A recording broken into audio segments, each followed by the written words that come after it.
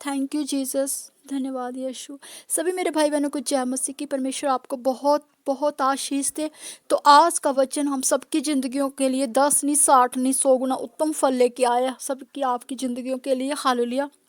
और परमेश्वर आज सभी को नया करके जाए, नए ज्ञान समझ बुद्धि से ब्लेस करके जाए। हालेलुया। तो आइए हम सर्वशक्तिमान परमेश्वर से आज का मन्ना मांगते हैं। सर्वशक्तिमान जीवित परमेश्वर, हम धन्यवाद करते हैं पिता। हमें नया करके जाना, अपने वचनों की सामर्थ्य अपनी बेटी पर जाहिर करना। परमेश्वर अपने वचनों से सभी से बातचीत करके जाना प्रभु। नया ज्ञान, नई समझ, नई बुद्धि, नए विवेक से भर के जाना, नया नया करके जाना, नई नई आशीषों से सभी को भरना परमेश्वर। उत्तम उत्तम फलों से भरना परमेश्वर। छुटकारे देना, इनके बॉडियों को हील करना, चंगा करना, ब्लेस करना। आज का वचन सभी को बढ़ाए और आज का वचन सभी को परमेश्वर दुष्ट चीज़ों से छुटकारे दे, हर एक दुष्ट प्रभावों से छुटकारे दे, अंधकार की शक्तियों से छुटकारे दे। हालेलुया। सभी को ब्लेस करके जाना। पवित्र आत्मा जी जो भी ये वचन सुने वो सेम न रहे, वो बदल जाएं यीशु के नाम से। आपका आत्मा सभी को टच करे परमेश्वर। सभी हील चंगे ब्लेस होने पाए प्रभु।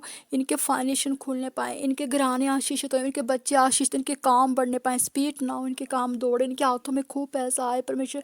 ये बहुत ही उन्नति के शिखर पर जाए, बुलंदियों के शिखर पर जाए। Thank you Jesus.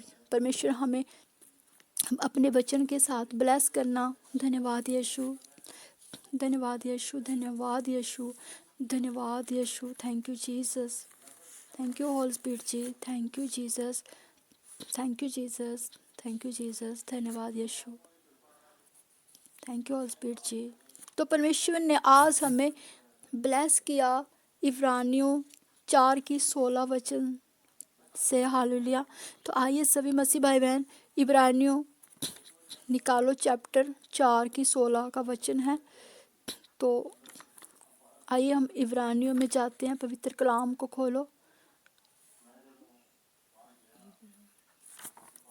वेट करना।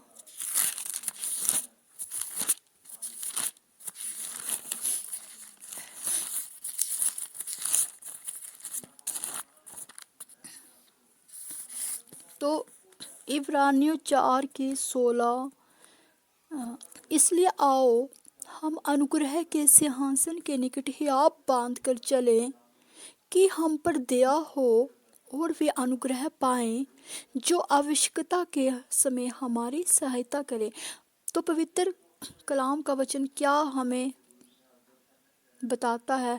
परमेश्वर अगवाही करना बोलने वाली मैंने पिता का आत्मा हमसे बोले। आमीन। Thank you Jesus. तो देखिए परमेश्वर अपने वचन के माध्यम से क्या बातचीत करें कि अनुग्रह के सिंहासन के निकट हियाब बांध कर चले। अनुग्रह के सिंहासन कौन? किसका अनुग्रह का सिंहासन? पवित्र आत्मा का, पिता परमेश्वर जी का अनुग्रह का सिंहासन। देखिए परमेश्वर हमें ये बता रहे हैं कि जब हम परमेश्वर की अधीनताई में आते हैं, उसके साथ उसकी हजूरी में निरंतर बने रहते हैं, उसकी उपस्थिति को मांगते हैं, जब हम उसके साथ वफादारी से चलेंगे, ईमानदारी से चलेंगे, जब हमारे अंदर सत्य का आत्मा होगा, जब सत्य का आत्मा आएगा वो सब बातें सिखाएगा। जब सत्य का आत्मा आएगा वो उठना बैठना चलना फिरना सब सिखाएगा। हालेलुया। सत्य का आत्मा कैसे आएगा? सत्य का आत्मा, सत्य का आत्मा तभी आएगा, सत्य का आत्मा जब बुराई अलग होगी, हर एक अच्छाई से बुराई को अलग किया जाएगा। हर एक मन में उठने वाली बुराइयों को, हर मन में उठने वाले विरोध को, हर मन में उठने वाले ईर्ष्या को, हर मन में उठने वाले द्वेष को, हर मन में उठने वाले पाप को, हर मन में उठने वाली हीन भावना को, बदले की भावना को, जब हमारे अंदर बदले की भावना होगी ना किसी के प्रति, तो वो इंसान परमेश्वर की नज़र में कभी भी सर्वश्रेष्ठ और महान नहीं हो सकता। क्योंकि बदले की भावना इंसान के अंदर जब होगी वो परमात्मा का अनुग्रह कभी नहीं पा सकेगा। हालेलुया। क्योंकि जब पिता परमेश्वर ने इस सृष्टि की रचना की थी तो मनुष्य को हमेशा यही दीन बन के धरती पर भेजा था। और परमेश्वर के कलाम में लिखा, जब तू दीन बनेगा तुझे शिरोमणि बनाऊंगा। हालेलुया। तो हमें अपने छोटों के आगे भी दीनताई दिखानी है, बड़ों के आगे भी दीनताई दिखानी है। माना किसी वक्त छोटे भी सही होते हैं, बड़े भी गलत होते हैं। जरूरी नहीं है कि बड़े सही हो छोटे गलत हो। हालेलुया। किसी वक्त बड़े भी गलत होते हैं, किसी था में, किसी भी समय में, किसी भी पक्ष में। हालेलुया। लेकिन किसी वक्त छोटों को भी उनका अनुरोध यानी कि उनका विरोध नहीं करना बड़ों का, कि नहीं हम सही हैं आप गलत हैं। क्योंकि कलाम का वचन हमें यही सिखाता है कि वहीं कलाम के वचन में लिखा हुआ है, बड़ों का आदर करो, सत्कार करो, यही सिखाया हुआ है। लेकिन विरोध की भावना, हीन की भावना कभी भी परमात्मा के करीब इंसान को नहीं ला सकती, उसके विमुख ही रखेगी। वो इंसान जो हीन की भावना जिसके अंदर हो, बदले की भावना हो, दूसरों को नीचा लगाने की भावना हो, दूसरों को नीचा दिखाने की भावना हो, दूसरों को बिल्कुल डाउनफॉल पर करने की भावना आ जाए इंसान के अंदर, तो वो इंसान कभी भी परमात्मा का, परमेश्वर का प्रिय पुत्र और पुत्री नहीं कहला सकता। हालेलुया। वो एक मामूली फिर शारीरिक में रह जाता, वो आत्मिक तौर पर ब्लेस नहीं होते हैं। जो बदले की भावना, देखिए जब पिता परमेश्वर ने जगत से इतना प्यार किया ना, जगत से इतना प्यार किया कि उसने इकलौते पुत्र को, अपने यीशु को भेजा धरती पर मनुष्य का पुत्र बना के। और उसके मनुष्य का पुत्र बना के जब यीशु धरती पर आया, उसने भी बहुत प्यार किया दुनिया से, क्योंकि दुनिया के पापों को तो ही उसने उठाया अपने ऊपर। वो दुनिया के पापों को उठाता उठाता मारा गया, गाड़ा गया, उसको ब्लेड वाले कोड़े मारे गए नंगन करके, उसके हाथों को छिलवाया गया। देखिए इंसान को अगर जरा सी चोट लगे, जरा सा मामूली सा कांटा भी लग जाए तो वह कितना चिल्लाता है ना। अगर छोटी सी कील भी पाँव में लग जाए तो कितनी चीखें निकलती है इंसान की, ओ मुझे कील लगेगी, ओ मुझे कील लग। लेकिन परमेश्वर के प्यारे पुत्र यीशु ने हमारे सभी पापों को अपने ऊपर उठाया, हाथों में उसको किल्ले छिदवाएगी, पाँव में किल्ले छिदवाएगी। सोचो उसने कितना दर्द सहन किया जब उसको ब्लेड वाले कोड़े लगाए गए।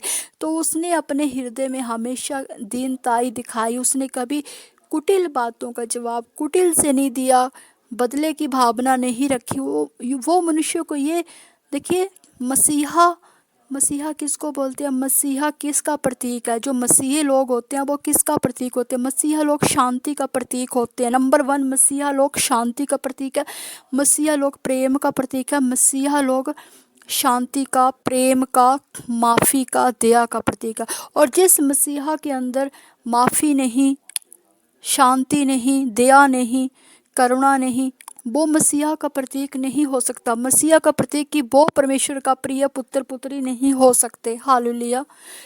वो फिर एक शारीरिक रूप में है, वो एक शारीरिक रूप में, वो आत्मिक रूप में ब्लेस नहीं है। हालेलुया। तो जब पवित्र आत्मा आएगा, जब जब पवित्र आत्मा को मांगते हैं कि पवित्र आत्मा क्यों मांगा जाता है, क्यों पवित्र आत्मा मांगा जाता है? जब पवित्र आत्मा को मांगते हैं, सत्य की आत्मा को मांगते हैं, तो सत्य का आत्मा ही हमें हर एक बात बताता है।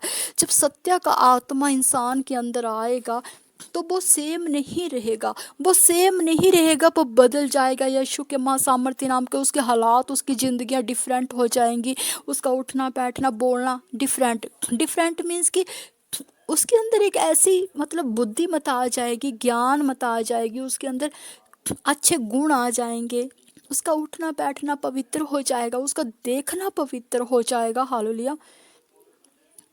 उसके अंदर फिर हीन की भावना नहीं आएगी। जब उसके अंदर पवित्र आत्मा आ जाएगा, सत्य का वो आत्मा आ जाएगा, सच्चाई का वो आत्मा आ जाएगा, अगर उसके साथ किसी ने गलत भी किया तो भी वह अनदेखा करेगा, क्योंकि वो मसीहा का सच्चा प्रतीक है। वो इंसान वो अनदेखा करेगा, वो माफ़ करके अपनी लाइफ में आगे बढ़ेगा। तो वो अपना अपना सारा कुछ फुल सिलेंडर अपने परमेश्वर की अधीनताई में कर देगा। किसी ने किसी का बुरा किया, वो भी उसकी अधीनताई में कर देगा कि परमेश्वर हाँ आप ही देखना सब कुछ।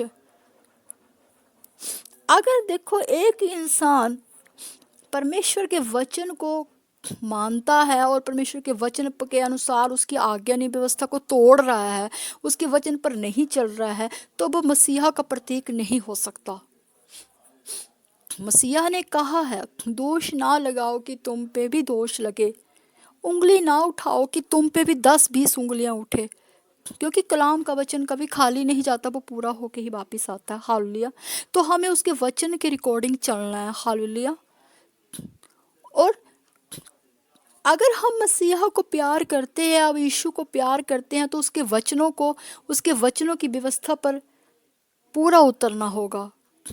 तो वचनों की व्यवस्था पर जो पूरा उतरेगा, वहीं से पता लगेगा कि वो मसीहा का सच्चा प्रतीक है, वो मसीहा को प्यार करता है, वो ही सही में मसीहा है। वो ही इंसान मसीह है जिसमें हीन भावना नहीं, बदले की भावना नहीं, किसी को मर मिटाने की भावना नहीं। वो ही मसीहा है, वो ही मसीहा है। मसीहा वो है जो सबको माफ़ करता है। मसीहा वो है जो दूसरों के लिए अपने आप को नुछावर करता है, अपनी ज़िंदगियों को नुछावर करता है, दूसरों को बचाने के लिए, उनकी चंगाइयों के लिए, उनकी रिहाइयों के लिए, उनके छुटकारे के लिए दिन रात मेहनत कर रहा है। दिन रात परमेश्वर की व्यवस्था को पूरा कर रहा है, परमेश्वर के रास्तों पर चला हुआ है, परमेश्वर की सत्य सच्चाई की राह पर चला हुआ है, परमेश्वर के अगुवाई में रह के काम करा। वो ही मसीहा है प्रतीक, वो ही मसीहा है सच्चा। लेकिन परमेश्वर का अनुग्रह पाना भी इतना आसान नहीं होता। इंसान को पहले अपनी त्रुटियों को ढूंढना होता है, अपने अंदर की बुराइयों को अलग करना होता है, तब अच्छाई आती, तो सत्य का आत्मा आता है। जब सत्य का आत्मा पवित्र आत्मा को मांगेगी तो वो सारी बातें सिखाएगा। जब इंसान के अंदर सत्य का आत्मा आएगा, पवित्रता ही आएगी, परमेश्वर की अधीनता, सबसे पहले होता है कि परमेश्वर का भय आएगा उसके अंदर। जब इंसान को भय नहीं होगा किसी चीज़ का, तो वो क्या किसी का अनुग्रह पाएगा। जब बच्चा है ना, एक एग्जाम्पल देती हूँ, जब बच्चे को माँ बाप का भय होगा ना, तो बच्चा डरेगा, लड़का डरेगा कि नहीं नहीं, दोस्तों को बोलेगा नहीं नहीं, मेरे पापा ने मुझे 6-7 बजे का टाइम दिया, मैंने 7 बजे घर जाना ही जाना है, तुम लोग घूमो, मैं तो जाऊँगा, मुझे पापा का भय है। लड़की होगी, माँ ने बोला होगा ठीक 4 बजे घर आना है, तो सुबह से जाई तो 4 बजे घर आना,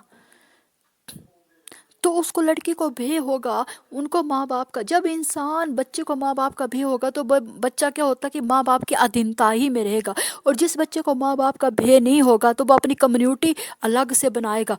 कम्युनिटी का मतलब है कि अपनी वो दायरा अलग से बनाएगा, वो अपने ही मतलब होता है ना कि अपनी इच्छा अनुसार चलने वाला होगा।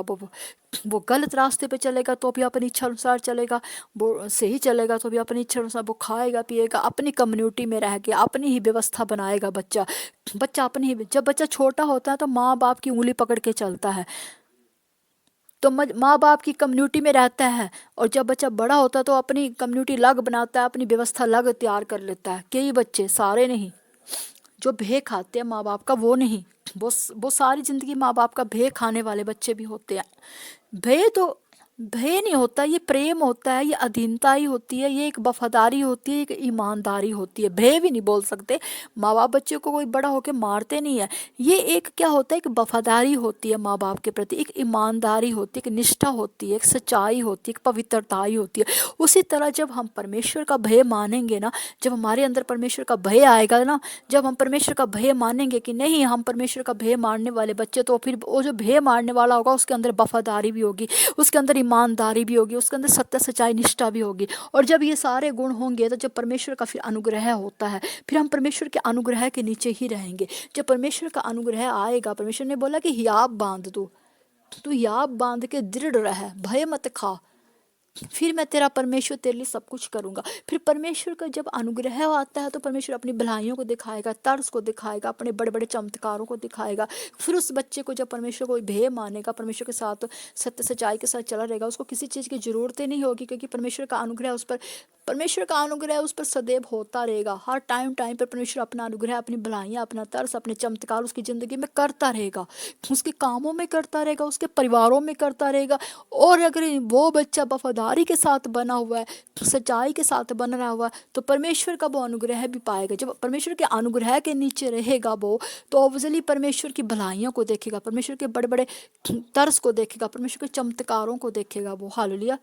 परमेश्वर निरंतर उसकी प्रोटेक्शन भी करेगा। हालेलुया। परमेश्वर उसको समय समय पर फिर क्या करेगा, बढ़ाएगा। जब परमेश्वर के अनुग्रह के नीचे बच्चा रहेगा तो वो वचनों में बढ़ेगा, ऑब्वियसली वो प्रार्थना में रहेगा, तो प्रार्थना उसको छुटकारे देगी, उसको उसको बढ़ाएगी। प्रार्थना प्रार्थना प्रार्थना किसको बोलते हैं? प्रार्थना वो होती है जो बड़े से बड़े दीवार को भी, बड़े से बड़ी चट्टान को भी गिरा देती है। प्रार्थना हर मुश्किल का हल है। बड़ी से बड़ी मुश्किल को भी प्रार्थना क्या करती है? प्रार्थना जो होती है, बड़ी से बड़ी मुश्किल भी आपके आगे नहीं आ सकती। प्रार्थना वो हथियार होती है। प्रार्थना वो हथियार होती है जो बड़ी से बड़ी, जो प्रार्थना योद्धा हो गया उससे शैतान डरेंगे। उसको पता होगा ये प्रार्थना योद्धा बेटा बेटी है, ये ब्लेस बच्चे हैं, इनको प्रार्थना करने आती। जो प्रार्थना करेगा तो वो हथियार को बांध के प्रार्थना करेगा। हथियार मीन्स कि वो परमेश्वर से बचनों से, परमेश्वर की बचनों की लाठी मारेगा हर एक मुश्किलों पर, परमेश्वर की लाठी मारेगा हर एक छुटकारे करने पर, परमेश्वर की लाठी मारेगा वो शैतान पर, परमेश्वर के बचनों से उसको मारेगा। फिर वो मुश्किलों को, वो बड़ी से बड़ी दीवार को भी गिरा सकता है जो प्रार्थना योद्धा होते हैं। हालेलुया। क्योंकि जब आप परमेश्वर के साथ वफादारी ईमानदारी के साथ बने रहोगे, तो परमेश्वर के अनुग्रह के नीचे रहोगे, परमेश्वर के सामर्थ्य हाथ के नीचे रहोगे, तो फिर प्रार्थना में बने रहोगे, कलाम वचनों में बड़े रहोगे, तो परमेश्वर भी तुमको सही टाइम आने पर बढ़ाएगा। परमेश्वर भी फिर बढ़ाता है, अपने वचनों से बढ़ाता है। अपने परमेश्वर के वचन हमें क्या करते हैं? बढ़ाते हैं, हमारी ज़िंदगी को बड़ी उपलब्धि में लेके जाते हैं, बड़ी हीलिंग हमें देते हैं। परमेश्वर के वचन हमारी बड़े छुटकारे करते हैं, बड़ी बड़ी चीज़ों से, बड़े से बड़े चट्टान को भी गिराने की महासामर्थ रखते हैं। परमेश्वर ने कहा है तो पहाड़ से कहो समुंदर में जा गिर, तो वो जा गिरेगा। हालेलुया। अगर आपके आगे मुश्किलें हैं, आपके आगे कठिनाई है, आपके काम में अड़चन आ रही है, बनते बनते काम बिगड़ रहे हैं, बनते बनते रिश्ते बिगड़ रहे हैं, बनते बनते बुटीक बंद हो रहे हैं, बनते बनते कारवार ठप हो रहे, ऑटो ठप हो रहे, एक ही वचन बोलो, एक ही वचन बोलो कि परमेश्वर आपके कलाम में लिखा है, पहाड़ से तुम कहो समुंदर में जा गिर, तो जा गिरेगा। कि शांति का परमेश्वर तुम्हारे आगे शैतान को कुचल देगा, तुम्हारे पाँव के नीचे शैतान को कुचल देगा। हालेलुया। तो वचन वचन क्या करते हैं? वचन ही तो हमें बढ़ाते हैं, वचन ही हमें हमारी प्रोटेक्शन करते हैं, वचन ही छुड़ाते हैं। और ज़्यादा से ज़्यादा वचन आने भी चाहिए। देखिए, कोई समय ऐसा होता है आप कहीं चले गए हो, किसी के घर चले गए, कोई ऐसी परिस्थिति होती है कि आप चले गए हो किसी के घर, आपके पास बाइबल नहीं है, कॉपी नहीं है, कुछ नहीं। हर वक्त इंसान के हाथ में कुछ ऐसी परिस्थिति भी आती है कि रास्ते में कहीं भी। अदरवाइज मैं एक एग्जाम्पल दे रही हूँ ऐसा कि किसी वक्त नहीं भी बाइबल होती है, कुछ भी होता है साथ में, तो ऐसी विपरीत परिस्थिति आ जाए आपके आगे, कुछ आपको लगे कि कुछ है हमारे आगे, कुछ हलचल हो रही है शैतान की, तो अगर आपको वचन आते होंगे तो आप 2-3 वचन भी पढ़ दोगे ना, तो एक वचन की लाठी भी शैतान के सिर पर दुम धड़ाक के साथ बजेगी, पूरी धड़ाम के साथ बजेगी। शैतान एक ही वचन के साथ ढेरा होके पड़ जाएगा। लेकिन वचन आते होंगे ताना, अगर वचन आते होंगे आपको तब ना, अगर आप किसी के घर में मानो चले गए हो, मेरी बात एक सोचना, एक एग्जाम्पल बोल रही हूँ मैं, मतलब ज़्यादा वो नहीं कर रही हूँ। आप किसी के घर में चले गए हो, तो किसी ने बोला भाई साहब, सिस्टर जी, ब्रदर जी, आप हमारे लिए प्रार्थना कर दीजिए, ये पिताजी बीमार पड़े हैं, बहन जी बीमार। आप बोलोगे कि भाई साहब मैं तो प्रभु का दासी नहीं हूँ, मैं एक आम विश्वासी हूँ, मैं हाथ रख के प्रार्थना नहीं कर सकता। तो उन्होंने बोलना कि कोई बात नहीं, तो आप ऐसे ही प्रार्थना कर दीजिए वचनों से। आपको, मैं सभी के लिए नहीं बोल रही हूँ, कुछ के लिए बोल रही हूँ, अदरवाइज आज सभी को वचन आते हैं, पर मैं ऐसे बोल रही हूँ कि किसी वक्त होता है कि घबराहट में, चिंताओं में इंसान भूल जाता है ना। तो वचन अगर आप प्रार्थना में वचन नहीं पढ़ोगे, ऐसे ही बोलोगे चंगा हो जा, यीशु के नाम में चंगा हो जा, चंगा हो जा, आपने ईमानदारी से प्रार्थना कर दी होगी, जब प्रार्थना स्वर्गराज में जाने लगेगी तो वो बीच में एक काला कुलूटा बैठा होगा, वो शैतान, वो आपकी प्रार्थना को चख लेगा, क्योंकि उसमें वचन ही नहीं होंगे।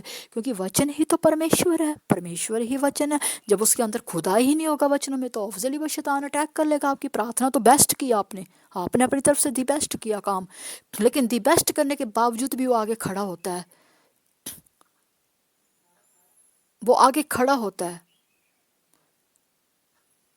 तो आपने अपनी तरफ से कोई भी गलती नहीं करनी है कि आगे जो आप इस स्वर्ग राज तक अपनी कोई भी इच्छा भेज रहे हो, मैंने कहा मेरी बात सुनो, अगर आप प्रार्थना कर रहे हो ना, तो याद रखना प्रार्थना में आपके 10 15 20 वचन जरूर होने चाहिए। देखिए मेरी बात ध्यान से सुनो, जब मैं शुरू शुरू में प्रभु में आई थी ना, तो मुझे कहीं नहीं, मतलब घर वाले अन्य जाति के थे, हिंदू धर्म से थे, नहीं भेजते थे। लेकिन जब भी मेरे को आदत थी, मैं बचपन में भी जब स्कूल कॉलेज में पढ़ती थी ना, जब तक मैं लिख लिख के याद नहीं करती थी कॉपी पे, मुझे कभी याद होता नहीं था। तो मैं कॉलेज तक पहुंच गई थी, मेरी एक ऐसी हैबिट बन चुकी थी कि जैसे कोई याद करता है किताब को हाथ में लेके, मैं सच बोलती हूँ, तो मैं जब तक कॉपियाँ भर भर के लिख लिख के उस क्वेश्चन के आंसर को याद नहीं करती थी, मुझे कभी भी याद नहीं होता था। सच बोलती हूँ, जब तक मैं लिखूं नहीं उस आंसर को, मुझे याद नहीं होना, भले ही जितना मर्जी पढ़ लूं, जितना मर्जी 100 बार पढ़ लूं। लेकिन मेरी ये पुरानी हैबिट थी, ये हैबिट मेरी बहुत अच्छी थी, शायद खुदा ने ये हैबिट बनाई थी, हालेलुया। तो मेरी हैबिट बहुत अच्छी थी, मैं लिख लिख के याद करती थी। और उसी तरह वही हैबिट मेरी थी कि मैं जब वचन को याद करने लगी, तो मैं लिख लिख के वचन को याद करती थी। और फिर मैंने क्या करना कि आ बच्चन को रोज के दो दो एक एक करके बच्चन याद करती की। मैं आत्मिक हथियार बच्चनों को याद किया, छुटकारे वाले बच्चन की याद, कोई बीमार हो गए, कोई किसी वक्त कहीं चले गए, तो किसी ने बोलना जी ये बीमार है, ऐसा है, तो प्रार्थना तेल बना दो, ऑयल बना दो। तो मुझे मैं वचन को याद कर लेती थी। अब तक प्रभु ने चुना नहीं था, तब भी मुझे इतनी थी कि भाई मुझे वचन याद होने चाहिए। मैंने कॉपी पे लिख लिख के याद करने कि बस घर में कोई प्रॉब्लम पड़ जाती, तो बोलना जी सर दर्द हो रही है, पेट दर्द हो रही है, ऐसा हो रहा है, वैसा हो रहा है, आप ऐसा करो कि थोड़ा सा पानी तेल बना दो। किसी वक्त घर के मम्मा ने बोल देना, सिस्टर ने बोल देना, मुझे वचन याद होते थे, क्योंकि मैंने पहले से जब मैं बाइबल पढ़ती थी उसमें आता था कि वह कहती थी मैं उसके वस्त्र को छू लूंगी चंगी हो जाऊंगी।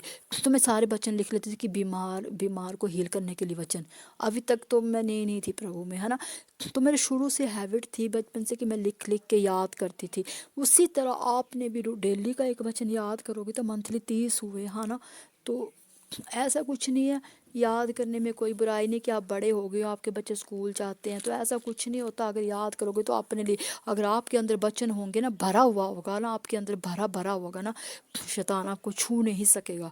तो इंसान के अंदर, इंसान का सुनो मेरी बात, अगर इंसान का घड़ा हल्का होगा ना, उसमें 2 3 बूंदे पानी की होंगी, तो वो क्या होगा, एक ऐसा धक्का मारेगा, घड़ा उधर से उधर हो जाएगा। भरा हुआ घड़ा होगा ना, उसको उसको कोई धक्का भी नहीं मार सकता। बड़ा हुआ घड़ा देखने में भी अच्छा लगेगा, और देखने में अच्छा लगेगा, उसमें से पानी का गिलास डाल के आप पी भी सकोगे, दूसरों को भी पिला सकोगे। अगर इंसान के अंदर खुद खाली खाली होगा, तो वो खुद क्या पिएगा, दूसरों को क्या पिलाएगा। सोचो मेरी बात, तेरा दिमाग से, बुद्धि से क्या मतलब निकला इसका। मतलब ये निकला कि अगर हम ब्लेस होंगे तो दूसरों को ब्लेस करने वाले बनेंगे, अगर हम आशीषित होंगे तो दूसरों को आशीषित करने वाले होंगे।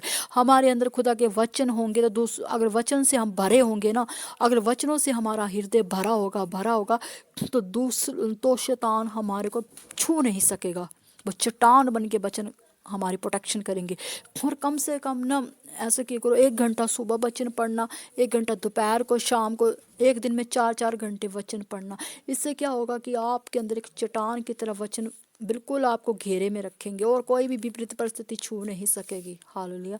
2.5 घंटे कलाम, 2.5 घंटे प्रार्थना कंपलसरी है। तो फिर हम जाते हैं वचन में, तो परमेश्वर का अनुग्रह तभी होगा, तभी परमेश्वर हमारे पर दया करेगा, अपनी अनुग्रह हमारे पर बरसाएगा, जब हम परमेश्वर की अधीनताई में आएंगे, परमेश्वर के अंदर वफादारी से बने रहेंगे, ईमानदारी से समय समय पर प्रार्थना करेंगे, समय समय पर अपने लिए भी दूसरों के लिए भी प्रार्थना करेंगे। यानी कि अपने लिए ही प्रार्थना की, दूसरों की कोई परवाह नहीं। जिसको नहीं जानते उनके लिए भी प्रार्थना पर्सनल कीजिए, अपने देश के लिए कीजिए। वीर नौजवान जो हमारे वीर जो दिन रात बॉर्डर पे होते हैं, उनकी भी प्रार्थना किया करो, क्योंकि वो अगर बॉर्डर पे हैं, वो जाग रहे हैं हमारे देश के लिए। अगर दिन रात हम सोते हैं, तो वो सारी रात आंधी तूफान में खड़े रहते हैं, हमारे देश की प्रोटेक्शन करते हैं, जिससे हमारी भी प्रोटेक्शन होती है। हालेलुया। उनके लिए भी प्रार्थना करनी है, और जितने बीमार हॉस्पिटल में उनके लिए भी प्रार्थना करनी, सभी ने करनी है। और जितने फुटपाथों पे गरीब लोग होते हैं उनके लिए प्रार्थना करनी, सभी के लिए प्रार्थना करनी। यही परमेश्वर हमारी ईमानदारी को देखता है। हमने दूसरों को दिखाने के लिए प्रार्थना नहीं करनी, बल्कि पर्सनल अपनी प्रार्थना में सबको शामिल करना, आंढ गुआंढी रिश्तेदारों को भी। यही हमारी वफादारी ईमानदारी परमेश्वर देखता है। और इसी से आत्मिक पोजीशन ब्लेस होती है, इसी से परमेश्वर का अनुग्रह बढ़ता जाता है।